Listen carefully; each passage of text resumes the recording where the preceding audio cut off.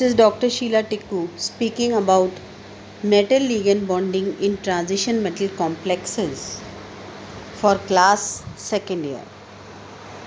As we all know that metal ligand bonding is very important in coordination compounds, and to rationalize and predict its properties, I am going to explain successful attempt which was made by Werner, and this theory was taken as electronic theory. The concept of coordination bond was given quantum mechanical interaction with first success. This first success made it important and very much elaborate to explain metal transition bonding.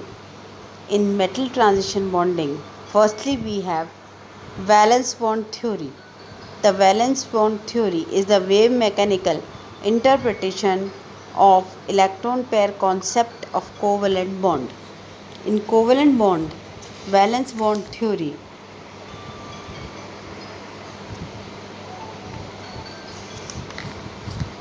is taken into consideration, and the valence bond theory describes many complexes in which the first is the overlapping, then it is the hybridization, and the central metal atom makes available atomic orbitals or parameters in which the electrons of d orbitals can be fitted. These vacant atomic orbitals form a new set of equivalent including complexes and equivalent including metal complexes. The valence bond theory could not be a very successful theory, so it had many limitations. We are going to discuss limitations of valence bond theory, as these are equally important as valence bond theory and crystal field theory. Number 1 is the spectra. The valence bond theory does not explain anything about spectra. This is a certain defect in this valence bond theory, that it does not explain about the spectra of metals, and it only explains the spectra of ligands.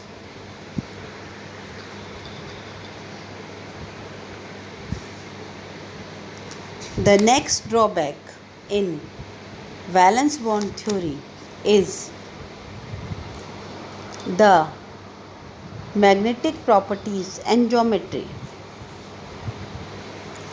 The magnetic properties and geometry cannot be linked with metal valence bond theory, because some complexes in which nickel cyanide and nickel chloride, the nickel cyanide forms complexes DsP2 hybridization, and nickel chloride forms complexes of sp3 hybridization.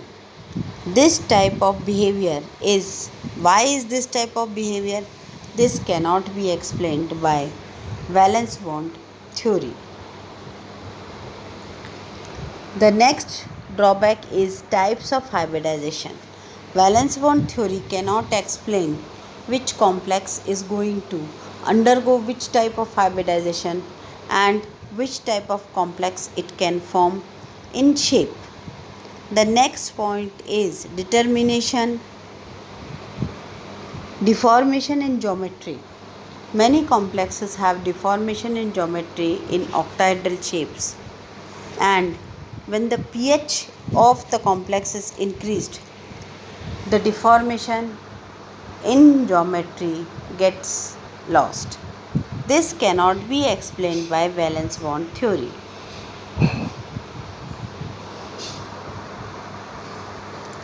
The next point is the structure of copper 2 square planar complexes.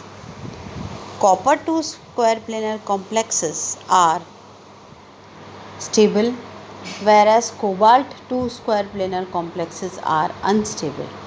When one electron shifts in cobalt from 3d orbital to 4s orbital, this electron can be easily deleted from the complex and hence the complex becomes unstable.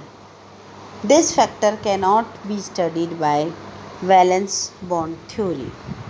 The next point is, according to valence bond theory, too much stress is given on metals. Very less stress is given on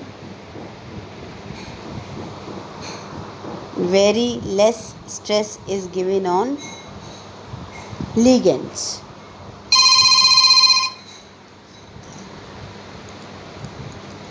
The next point is thermodynamic and kinetic aspects.